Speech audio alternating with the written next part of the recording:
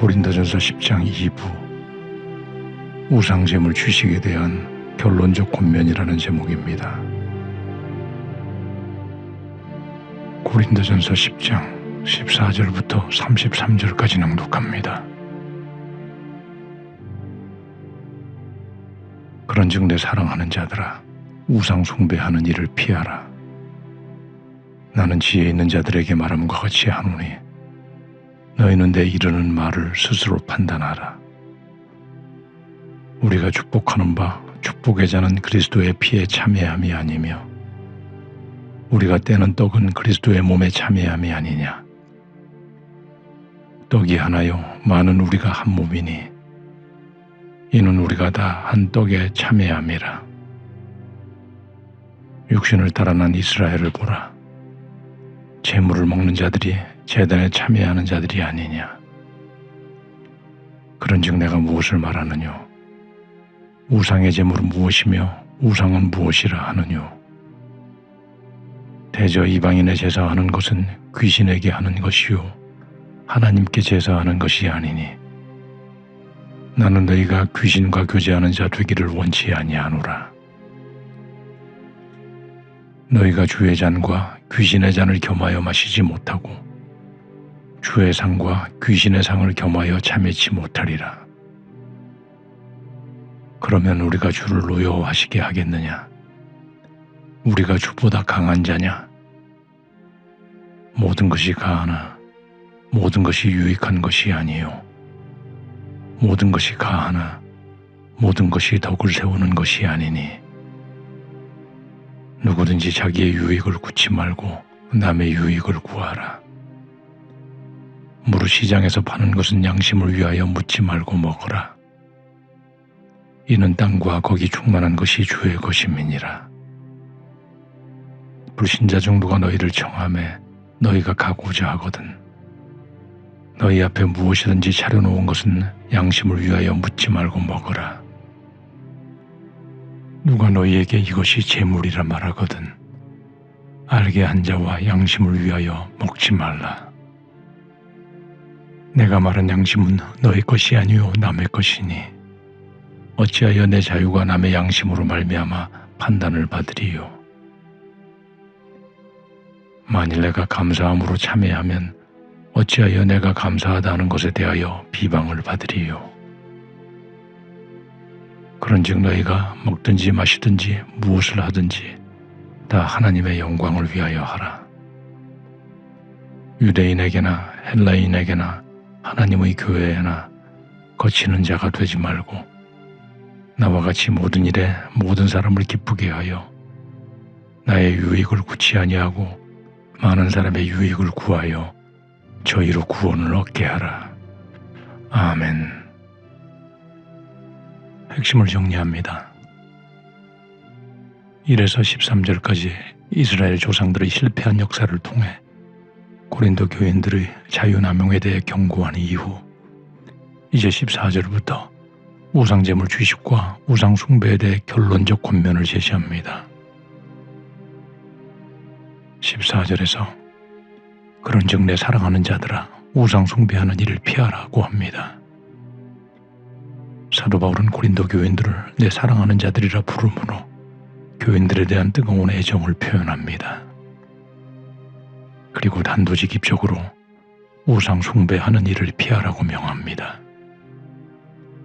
그리고 왜 이렇게 명하는지에 대한 이유와 근거를 다음 절부터 설명하기 시작합니다. 15절에서 나는 지혜 있는 자들에게 말함과 같이 하노니 너희는 내 이르는 말을 스스로 판단하라고 합니다.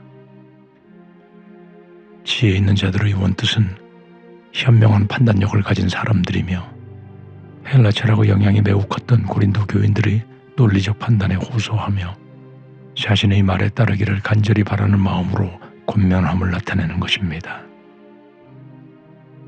16절에서 우리가 축복하는 바 축복의 자는 그리스도의 피에 참여함이 아니며 우리가 떼는 떡은 그리스도의 몸에 참여함이 아니냐고 합니다. 이는 고린도 교인들에게 우상 숭배를 피해야 하는 중요성을 강조하기 위해 고린도 교인들도 잘 알고 있는 성찬의 의의를 상기시키는 것입니다. 먼저 축복의 잔이란 예수님께서 새롭게 제정하신 새 언약을 의미하는 성만찬의 잔을 의미하며, 성만찬의 포도주를 마시는 것은 그리스도의 피에 참여함을 상기시킵니다. 참여한다는 뜻은 주님과 교제하는 수직적 참여임과 동시에 믿음의 공동체 안에서의 수평적 교제와 나눔을 의미하며, 동시에 의롭다 칭하고 속죄를 얻음에 참여하는 것입니다. 또 이어 떡을 떼는 것은 그리스도의 몸에 참여함이 아니냐고 하는 것은, 성찬 음식을 먹는 것은 그리스도의 몸과 연합함을 의미합니다. 17절에서 떡이 하나요 많은 우리가 한 몸이니 이는 우리가 다 한 떡에 참여함이라고 합니다. 떡이 하나요 많은 우리가 한 몸이니라는 것은 한 떡, 즉 그리스도의 몸이며 나아가 그리스도의 몸인 교회를 상징하는 것입니다. 그리스도의 몸을 상징하는 떡을 떼는 의식을 통해 그리스도와 더불어 고린도 전 교인들이 하나의 영적 연합을 이루게 됨을 설명하며, 고린도 교인들이 그리스도와 연합한 자들임을 강조하는 것입니다. 18절에서 육신을 따라 난 이스라엘을 보라, 제물을 먹는 자들이 제단에 참여하는 자들이 아니냐고 합니다. 육신을 따라 났다고 하는 것은 영적 이스라엘과 대비되는 개념으로 죄악된 본성의 측면에서의 이스라엘을 말하는 것으로, 앞서 설명한 이스라엘 조상들의 과거 우상 숭배의 잘못을 상기시키며, 그들이 우상 제사를 지낸 후 그 우상 제물을 먹고 마신 것이 우상의 제단에 참여, 즉 교제함이 아니냐고 묻는 것입니다. 19절에서 그런즉 내가 무엇을 말하느뇨, 우상의 제물은 무엇이며 우상은 무엇이라 하느뇨 하고 반문합니다. 이는 내가 무엇라 말하였었느냐, 우상의 제물이 어떤 의미나 어떤 가치가 있는 것이냐고 묻는 것입니다. 이는 이미 앞서 8장 4절에서 우상은 세상에 아무것도 아니며 우리에게는 오직 하나님이 계심을 말하였던 것을 상기시키는 것입니다. 20절에서 대저 이방인의 제사하는 것은 귀신에게 하는 것이요 하나님께 제사하는 것이 아니니 나는 너희가 귀신과 교제하는 자가 되기를 원치 아니하노라고 합니다. 대저라는 말은 단지라는 뜻입니다. 이방인이 제사하는 것은 단지 귀신에게 하는 것이요 하나님께 제사하는 것이 아님을 말하는 것입니다. 우상은 신적 존재가 아니며 이런 우상 뒤에 있는 귀신들, 곧 타락한 천사들에게 하는 헛된 이름을 말하는 것이며, 귀신들은 이 세상을 어지럽게 하고 타락시켜 마침내 멸망시키려 하는 세력들로서 우상에게 제사하면 그 우상 자체가 아니라 어둠의 세력인 악한 영들과 친교를 갖게 됨을 경고하는 것입니다. 21절에서 너희가 주의 잔과 귀신의 잔을 겸하여 마시지 못하고 주의 상과 귀신의 상에 겸하여 참여치 못하리라 합니다. 주의 잔과 주의 상은 성천상을 말하며 귀신의 잔과 귀신의 상은 이방인의 제사상을 말하는 것으로, 당시 헬라인들은 자신들의 신전에서 제사를 지내며 주피터 등의 우상에게 술잔 등을 바치고 그 술잔을 마심으로, 성도들이 이러한 술잔과 음식을 먹고 마시는 행위는 복의 근원이 우상에게 있음을 인정하는 행위이므로 성도들은 이방인의 제사에 참여할 수 없음을 강조하는 것입니다. 22절에서 그러면 우리가 주를 노여워하시게 하겠느냐, 우리가 주보다 강한 자냐고 묻습니다. 노여워하신다는 원어는 질투한다는 뜻입니다. 성도가 우상 숭배에 빠지면 주께서 우리에 대해 질투하실 것이며, 전능하신 하나님 앞에서 우리가 어찌 주를 노엽게 또는 질투하시게 할 수 있느냐고 반문하는 것입니다. 23절에서 모든 것이 가하나 모든 것이 유익한 것이 아니요 모든 것이 가하나 모든 것이 덕을 세우는 것이 아니라고 합니다. 성도들은 모든 것을 할 수 있는 자유가 있지만 유익과 덕을 위해서 하라고 말하며, 이어 24절에서 누구든지 자기의 유익을 구치 말고 남의 유익을 구하라고 합니다. 성도들이 우상제물을 먹는 것을 포함하여 모든 것을 할 수 있는 자유가 있다 할지라도 형제들의 유익, 즉 그들의 구원을 염두에 두고 교회의 덕을 세워야 함을 간곡하게 가르치는 것입니다. 25절에서 무릇 시장에서 파는 것은 양심을 위해 묻지 말고 먹으라 합니다. 양심을 위해 묻지 말고 먹으라는 뜻은 시장에서 파는 음식이 혹시 우상에게 바쳐졌던 것임을 알게 될 때 믿음이 약한 자들의 양심에 꺼리낌이 되고 부담을 줄 수 있으므로 시장에서 파는 음식은 묻지 말고 그냥 먹는 것이 좋다는 뜻입니다. 26절에서 이는 땅과 거기 충만한 것이 주의 것임이니라고 합니다. 시장에서 파는 음식이 비록 우상에게 드려졌던 것이라 할지라도 양심에 거리낌이 없다면 먹을 수 있는 이유는 땅의 모든 것이 다 주의 것이며 세상에 우상의 것은 아무것도 없으며 우상은 실존하는 신도 아니기 때문임을 말하는 것입니다. 27절에서 불신자 중 누가 너희를 청하매 너희가 가고자 하거든 너희 앞에 무엇이든지 차려놓은 것은 양심을 위하여 묻지 말고 먹으라고 합니다. 불신자가 차린 식탁에 우상 제물이 있을지도 모르지만 시장에서 팔리게 되는 우상의 제물들은 이미 그 종교적 의미를 상실한 것이므로 단순한 음식으로서의 의미밖에 없으며 따라서 양심의 가책을 받을 필요 없이 자유롭게 먹으라고 권면하는 것입니다. 그리스도인들은 불신자나 이교도들이나 친척들에게 초청을 받을 수 있으며 바울은 그런 자들과의 교제를 금하지 않는 것입니다.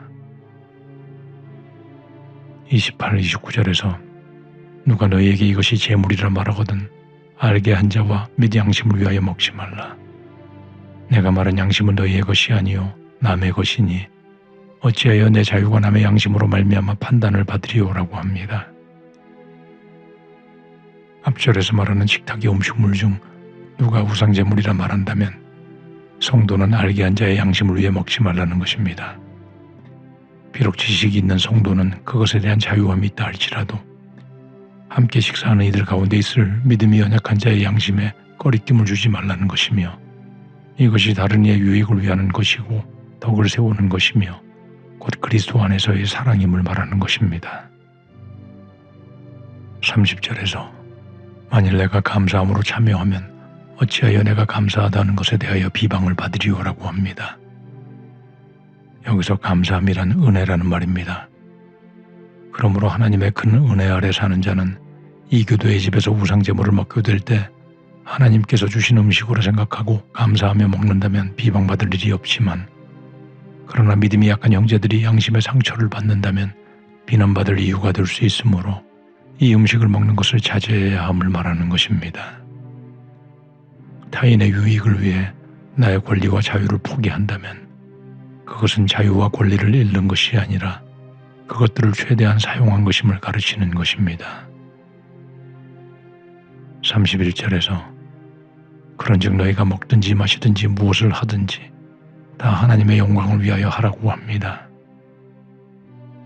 사도 바울은 우상제물이라는 문제에서 더 나아가 결론적 권면을 합니다. 하나님의 영광은 모든 성도의 삶의 제일 원리입니다. 그리고 성도들이 타인의 유익을 생각하는 것이 하나님께 영광이 되는 일임을 함축하고 있는 것입니다. 32, 33절에서 유대인에게나 헬라인에게나 하나님의 교회에나 거치는 자가 되지 말고 나와 같이 모든 일에 모든 사람을 기쁘게 하여 나의 유익을 구치 아니하고 많은 사람의 유익을 구하여 저희로 구원을 얻게 하라고 합니다.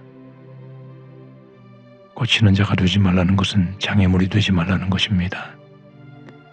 그리고 사람들에게나 교회에나 장애가 되는 자가 되지 않고 사람들을 기쁘게 하고 사람의 유익을 구하는 자가 되어 그들로 하여금 구원의 길로 나아올 수 있도록 하는 하나님의 기쁨을 위해 사는 사도 바울의 본을 따르라고 결론적으로 권면하는 것입니다. 이는 마태복음 5장 16절에서 예수님께서 이같이 너희 빛을 사람 앞에 비추게 하여 저희로 너희 착한 행실을 보고 하늘에 계신 너희 아버지께 영광을 돌리게 하라는 말씀과 상통한 것이며 베드로전서 2장 12절에서 너희가 이방인 중에서 행실을 선하게 가져 너희를 악행한다고 비방하는 자들로 하여금 너희 선한 일을 보고 권고하시는 날에 하나님께 영광을 돌리게 하려 함이라고 말씀하는 내용과 상통하는 말씀입니다. 우리 모두는 우상의 생각을 가지고 우상 제물을 먹는 것은 이미 우상 숭배하는 것이며 귀신과 교제하는 일이고 하나님을 노엽게 하는 일이므로 이런 우상 숭배를 피해야 하며 우상이 아무것도 아니라는 지식을 가진 큰 믿음의 성도라도 우상의 생각을 가진 다른 이들의 양심에 거리낌을 주지 않도록 우상제물 취식을 자제하는 것이 덕을 세우는 길이며 믿지 않는 사람들과의 관계에서도 그들에게 기쁨이 되고 유익을 주는 성도들이 되어 한 사람이라도 구원의 길로 나오게 하므로 오직 하나님의 영광과 기쁨을 위해 사는 모두가 되어야 할 것입니다.